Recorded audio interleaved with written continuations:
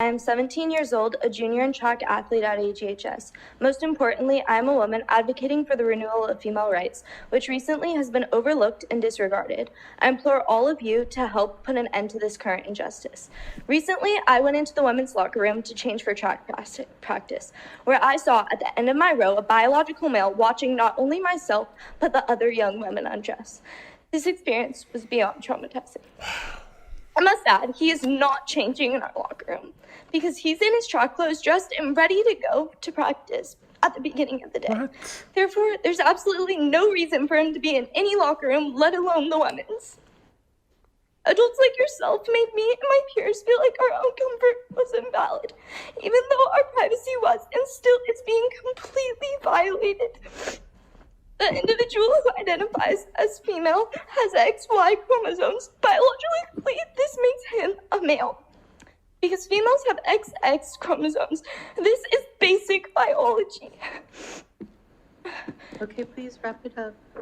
Yeah.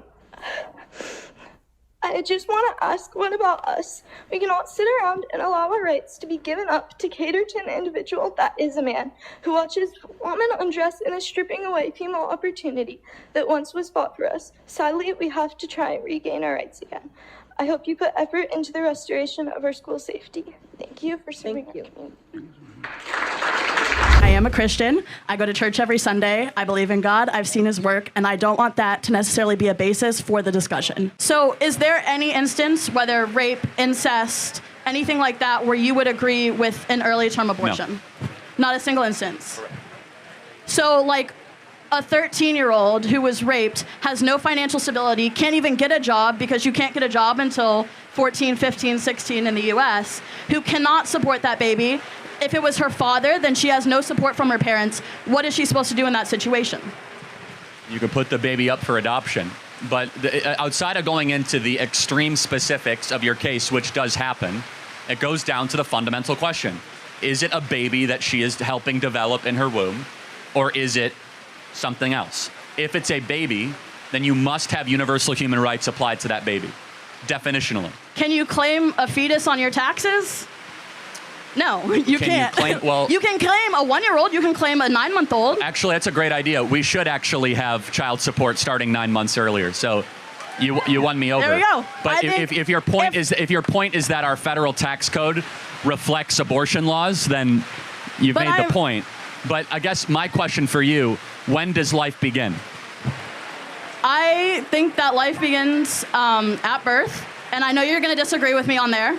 But I also believe that, like, once the fetus is viable, if the birth happens at 20 weeks, 21 weeks, then that is a child. But before that, when it does not have, like, all of its functionality to be able to live outside the womb, even in, like, the NICU, then it is not alive. It's not a child. So babies in the NICU are not alive? I said when they are able to live. I know, but what's the moral difference, though? They have machines, they have assistants. You cannot have a 15-week-old fetus and have it live outside of the womb. Bottom line, we don't have the technology to do that. So at one point you were a fetus, right? Mm-hmm. Were you alive when you were a fetus? No.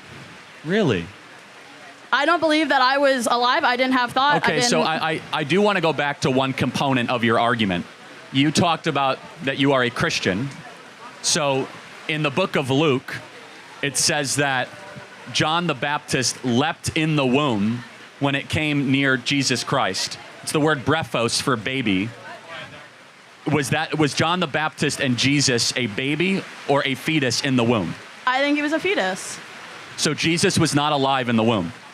I think that he had his, like, functionality, but he wouldn't have been able to live outside of the womb. How do you leap if you're not alive? Babies move all the time. It's instinct. It's not like, it's the same way. It's not like something that they're thinking about doing. Right. So my 6-month-old has a lot of different instincts. When you get a newborn baby, it will wean for its mother's breast. It's not thinking, it's instinct. When you poke a baby in the stomach, it will react. So a baby cannot hunt or gather for itself until it's probably 4 years old. Therefore, it's dependent on the mother, dependent on the father.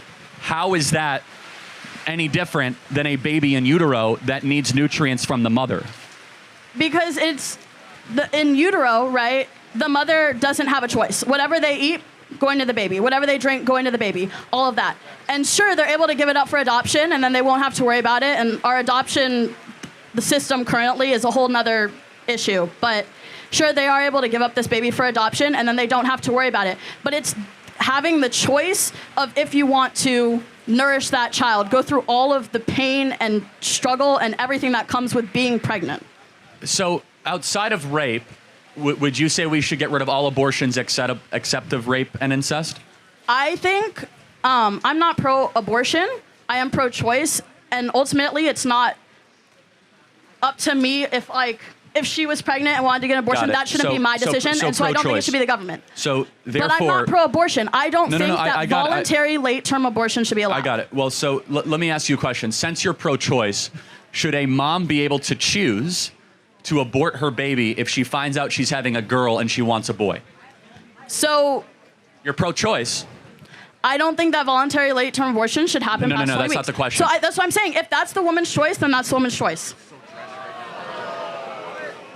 Isaiah 5:20 says, "Woe to those who call evil good and good evil, who put darkness for light and light for darkness, who put bitter for sweet and sweet for bitter." Woe to them. This verse is a warning. It speaks to people who twist the truth.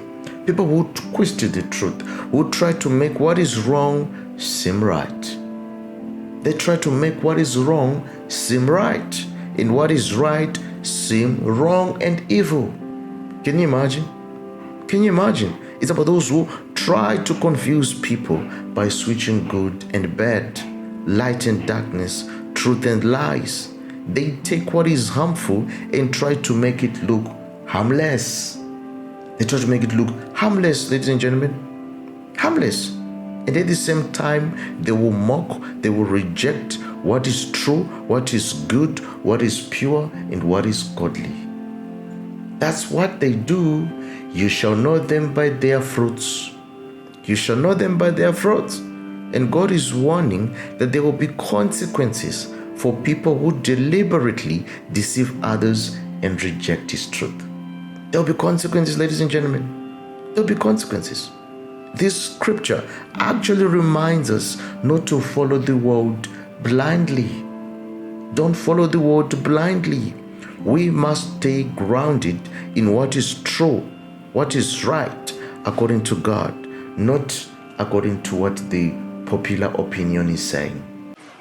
And a lot of times that's going to be a discussion. Wait, hold but on. the thing is, you're saying this, but people don't do that. Oh, no, they do it all the time. It's actually illegal in America to do it. In fact, they do it so much they had to pass a law where people would get genetics tests around 12 to 14 weeks. They would find out they were having a girl, and the incident rate of abortion would spike. It is illegal in America to have sex-selective abortion. So your view of basically developing a child is no different than like customizing a Ford Explorer. It's like, I like this characteristic, but not this characteristic. Do you think it should be legal if you find out your baby's having Down syndrome to terminate your baby? No. But you said you're pro-choice. So you're not. So you are getting in the way of a mother's decision. The mom doesn't want to go through the pain of raising a Down syndrome kid. She doesn't want to pay for the Down syndrome kid. But that's my personal beliefs, not the beliefs of what thing. Again, No. But I'm saying legally. Should it be legal?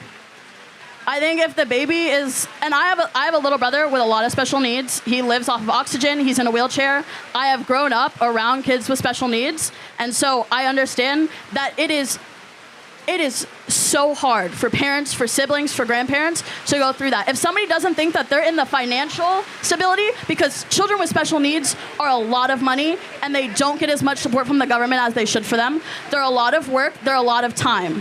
So if somebody doesn't So knowing all that, you're actually uniquely positioned to answer the question. If somebody doesn't think that they are in the financial position to be able to give this child the best possible life that they could have, if like they are poor, if it was a thing of incest or rape and they don't have support from a partner, I do think that like in those instances, I would agree more with giving up for adoption. But again, the adoption, like foster care adoption systems aren't built to support children with special needs. They aren't. It is so difficult for children with special needs to get out of the adoption system. And so in instances like that, again, I believe it's up to the mother's choice of what she wants to do. How is your view of up to the mother's choice any different than eugenics? I don't believe that you should abort based off of, like, my personal beliefs, right? No, I know, Separate but your indifference, the lack of a law, or you advocating for a law, is you basically giving a tacit level of support of it. Because it does happen and it will happen. So we have laws that are a reflection of morality. That's why we have murder laws and you can't steal and you can't commit arson. So we actually have a law where it's illegal to abort your baby based on Down syndrome. It's a law. Mm-hmm. You would support getting rid of that, basically. I wouldn't support getting rid of it if it's already in place. My thing is when we had Roe v. Wade, which gave women reproductive freedom to have abortions, especially if they were deemed medically necessary, if they were in cases of rape or incest, and we moved back on those to get rid of them. We didn't have them, and then we had them, and then they were taken away. Do you think an abortion is a tragedy? It depends on the person. If someone got raped, and they probably are going to carry so much resentment toward this child. And I'm not saying every case. Some women won't carry resentment toward this child. But if you're carrying resentment towards this being due to how it came to be, then... So then just murder it. Essentially. So somebody in this audience was conceived in rape. Can you tell me who? Was it you? No, but someone is. Can you tell me who? No. Do they have a big R on their head? No. So wait, they're just the same type of human being that we are? So yeah, they're indistinguishable, so they get God-granted human rights regardless of their method of conception? But that's like, yes, sure, the child is going to be the same or whatever, but we don't know how they're going to end up being raised because, again, the mother might not have the support. She might not have this. She might not be able to give them life. I'm curious, though, how is it morally justifiable from a Christian worldview to, I would say murder, but you would say terminate a life, even if you're not sure how their life is going to work out? By what moral biblical standard is that justifiable? I think people should have their own right to choose. And I have a right to choose to believe in God. Other people have a right to choose what they want to do with their bodies. Should I have a choice to be able to murder my cameraman? You have that choice and you're going to get punished for it. But no, I'm saying, so without law. Meaning if there was no law. Yeah, I mean, get rid of murder laws. I should have a choice to be able to murder him. I guess. Like, I mean, we live in a society where that wouldn't... You're talking about the repealing of murder laws at this point. We live in a society where that wouldn't be an option right now, right? We live in a society where we have these laws. No, but to be consistent, you should be able to say no murder laws, because who am I to judge? You should be able to choose to do whatever you want with any other being. You have to be consistent. But then, that's where we just have a different discrepancy of what a fetus is. Okay, got it. We have a different moral opinion I got of what a fetus is. What species is the fetus? I mean, if it is from a human, it's a human fetus. If it's from a dolphin, it's a dolphin fetus. Right, if it's from an ant, it's an ant fetus. If it's a human fetus, then wouldn't it have human rights? But then, they don't have a social security number. You're not able to claim them on your taxes until after they're born. So that's what I'm saying. They don't have the same rights as humans. They don't have the same stuff as... My 6-month-old can't buy a firearm. I don't understand your point. Because it's illegal. My 3-month-old didn't vote for Trump. She wanted to, but... But that's, I don't understand. Because we have age limits on those things. No, but again, yes, I'm saying your 3-month-old or 3-year-old has a social security number, right? You're able to claim them as a dependent on their taxes because they are alive and breathing and are recognized by the U.S. government as being so. Right. Again, if your argument is that our U.S. laws are reflective of abortion ethics, you are correct. But I suppose the question, you do know a 3-year-old doesn't have a driver's license either. I mean, at some point we can get towards the documentation argument is a little insane, but a fetus is still a human being worthy of human rights. And so when you say it's at birth, just understand the cruelty of that argument, that babies that are 28, 29, 30 weeks hear the mother's voice, they move completely, heartbeats, their own DNA. And I suppose the question I would ask, if it isn't your DNA, why should it be your choice? But what do you mean by that? It is your DNA. Well, no, it's not. A mother has her own separate DNA. Yes. Her baby has different DNA. So why should her DNA should be able to eliminate another set of DNA?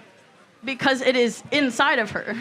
Your location means nothing. Whether you're inside utero or live in Columbia, South Carolina, you don't get more or less rights based on your location. Okay, so then take the baby out and have it live in whatever. If it can survive on its own, it can survive on its own. That's what the laws should say. Take the baby out the best we can and don't terminate it. That's but the if it's pro-life at position. 3 weeks, right? Okay, sure. I don't want to terminate my pregnancy, but we're going to take it out and try to give it the best life it stands. It's not going to survive. Well, at 3 weeks, first of all, you have a moral right to allow that baby to grow, which then goes back to my final point. Rape and incest, I disagree, but I think that's valid exceptions. How did the mother get pregnant in the 99% of the other time? Sometimes it happens by accident. No, what do you mean by accident? It's not like catching the flu. What do you mean by accident? Condom breaks and whatever. Even if you're using protection, not using protection, but whatever. You made that's a decision to have sex, right? Sure. You don't have to have sex. It's not like eating or showering. So therefore, we as pro-lifers believe you should take responsibility for your own actions and take responsibility for your own orgasms and not eliminate being smaller than you just because a mistake happened. Murder is not an option for a mistake. Murder is not the solution for a mistake. That make sense? That's probably where we're going to disagree here. So yeah, but again, the idea that you should be able to eliminate another human being because something happened that you don't like, I find to be wrong. These days, it seems like many people treat pregnancy as if it's a disease. As if it's a disease, something that just happens to them by accident with no responsibility at all involved. Can you imagine? But ladies and gentlemen, let us be honest. Pregnancy isn't something you catch like a cold. No, it's a natural result of a choice. It's a natural result of a choice, of an action. Yet instead of owning that choice, that action, many would try to shift the blame, avoid the consequences, and act shocked when reality sets in. Can you imagine? Can you imagine? Ladies and gentlemen, we need accountability. We need accountability, folks. Yeah, we need to stop pretending that actions don't have outcomes. No. Sex is a powerful tool and a life-creating act. And guess what? It comes with responsibilities. It comes with responsibilities. When we don't play that and treat it casually, we also don't play the value of life. We don't play the value of life and the seriousness of the decisions that we make. That's crazy. That's crazy, ladies and gentlemen. I honestly think that Charlie is stepping into the role that was never meant to be his.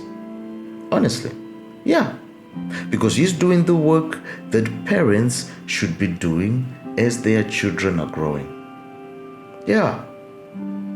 While he speaks the truth and stands for values, too many mothers and fathers, they have rejected their responsibility to raise their children in the way that they should go. You see? Teach their children, guide their children in truth, so that when they grow, they will not depart from those ways. You see? And acts. You see? Yeah. But the goodness of the matter is Charlie is filling the void left by a generation of silence and maybe distracted parents. Yeah. Because clearly these children, these youths, these guys, they learned all this stuff that they know now from somewhere. And the majority of them, they learn from mainstream media. Mainstream media, their cell phones. You see? Yeah. And the level of misinformation that these college students believe is absolutely astounding. It's absolutely astounding because they have been fed half-truths, emotional slogans. A lot of propaganda. Because it's not just ignorance, it's actually indoctrination, ladies and gentlemen. It's indoctrination. They confidently speak on subjects they maybe don't really understand. You see? And they would dismiss the truth, usually when it challenges their narrative. They would dismiss the truth. It's a crisis of critical thinking. That's what I'm saying. It's a crisis of critical thinking. And the bad parties is producing a generation that feels informed when they know so little. You see the danger? What I'm saying, ladies and gentlemen, is simply that our actions have consequences. Our actions, they have consequences, and they will deeply and greatly impact the outcomes of our lives. Every decision we make, no matter how big or small, it sets into motion a series of events that leads to consequences, whether positive or negative. You see? Yeah. And we hold the keys to our future. We hold the keys to our future through the decisions and the choices we make today. Absolutely. Every action has a consequence. Every action has a consequence. Whether we acknowledge it or not, it's not going to matter. It will make no difference. It will make no difference. You see? And this isn't just about one child. It's part of a larger issue. It's part of a larger issue. Our educational institutions are shaping the next generation, folks. And if these institutions are misguided and broken, guess what will happen to a whole generation of kids? It'll be terrible.